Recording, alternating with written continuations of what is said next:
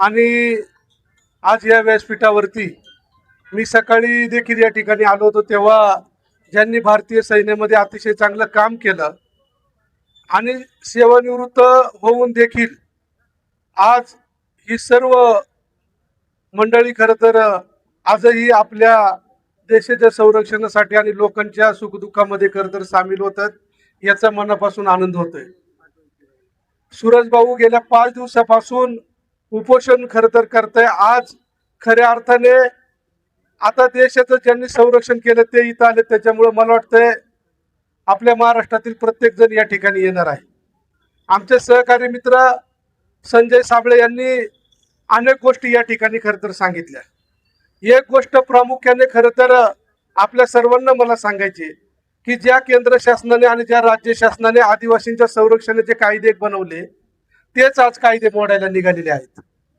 जर सर्वसामान्य माणसाने त्या ठिकाणी घर बांधण्याचा प्रयत्न केला, साधा पाया जरी खोदला, किंबहुना त्या घराला मुरुम जरी नेण्याचा प्रयत्न केला, तर हे प्रशासन त्याच्यावरती कारवाई करते। किंवा फॉरेस्ट विभागाला त्या ठिकाणी काही करायचं असेल तर ग्रामसभेची परवानगी लागते। आम्ही आमच्या प्रत्येक गावामध्ये लिहून ठेवलंय ना, लोकसभा ना विधानसभा, सर्वोच्च लोकसभा, ग्रामसभा जर सुप्रीम आहे, जर ग्रामसभेचं जर सगळीकडे चालतंय, तर मग कोणत्या कायद्याअंतर्गत या अदानी नावाच्या महाकाय व्यावसायिकाला या ठिकाणी जागा देण्याचं ठरवलंय, हे खरं तर आपण सर्वांनी समजून घेतलं पाहिजे। उद्या खरं तर आजनवळे या ठिकाणी आमदार शरददादा सोनवणे यांच्या माध्यमातून जी काही मीटिंग होते, जी काही विरोध सभा होते, कारण जसं संजयनी सांगितलं की पहिला आपला या प्रोजेक्टला विरोधच आहे आणि शेवटचा विरोध आहे। कारण आजच मी सकाळी साहेब पिंपळगाव जोगेच्या धरणाच्या बॅक वॉटरमध्ये गेलो होतो। तिथं कोलेवाडीची, मेमने वस्ती, वाघेवाडी आणि साबळेवाडी याची जवळजवळ 250 एकर जमीन, जी जमीन संपादित केली नाही, ती लोक भात लावणी करतात आणि धरणाचं पाणी अडवलं का 250 एकर जमीन पाण्याखाली जाते आणि 55 घरं त्या ठिकाणी बाधित होते। म्हणजे एका बाजूला ज्या धरणामध्ये लोकांच्या जमिनी गेल्या, त्यांचं पुनर्वसन अजून केलेलं नाही, त्या लोकांना नरक यातना या शासनाने सहन करायला लावल्यात। आणि यांनी नवीनच ज्या प्रकल्पाची आपल्या महाराष्ट्राला गरज नाही, कारण MSCBचा रिपोर्ट आमच्या सहकार्यांनी जेव्हा काढला तेव्हा 2035 पर्यंत आपल्याला लाईट पुरेल, अशोक दादा, इतकी लाईट आपल्याकडे आहे। आता सौर प्रकल्प त्याला पर्याय आलेले आहेत। मग अदानीला हा सह्याद्री देण्याचा घाटका घातलाय, हा खऱ्या अर्थाने खरं तर आपल्याला प्रश्न पडतोय। येणारं सरकार खरं तर छत्रपती शिवाजी महाराजांचं नाव घेऊन त्या ठिकाणी सरकार स्थापन करते। मग ज्या शिवाजी महाराजांनी सह्याद्री वाचवण्यासाठी आपल्या छातीचा कोट केला, त्या छत्रपती शिवाजी महाराजांचे गड किल्ले असतील किंवा सांस्कृतिक वारसा असेल, तो खऱ्या अर्थाने जर या अदानीच्या ताब्यात आपण देणार असू तर आपल्या इतके करंट दुसरे कोणी नाही। मला असं वाटतं की आता देशाचे सैनिक आपल्या बरोबर आलेले आहेत, प्रत्येक घटक आज आपल्या बरोबर येईल।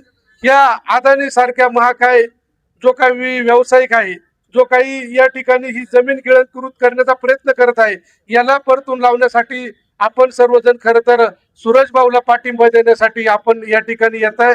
आपलं या ठिकाणी मनापासून आभार व्यक्त करतो। आमच्या प्यासा सर्व ग्रामपंचायती अगदी सूरज भाऊच्या पाठीमागे ठाम चट्टानासारखी उभे आहेत। प्रत्येक ग्रामपंचायत या ठिकाणी येऊन त्या ठिकाणी सूरज भाऊला पाठिंबा देते।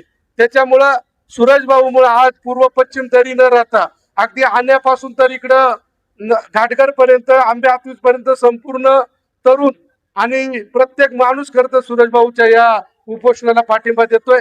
आमचे नेते देवराम शेठ सुद्धा कालच बोरांड्याला जाऊन आले, त्यांनी सुद्धा चारी बाजून जशी छत्रपती शिवाजी महाराजांनी या ठिकाणी सगळी नाकाबंदी करण्याचा प्रयत्न केला, तसे देवराम शेठ देखील काल बोरांड्याला गेले आणि बोरांड्याला जेव्हा गेले आणि तिथल्या लोकांना त्यांनी जागृत केलं।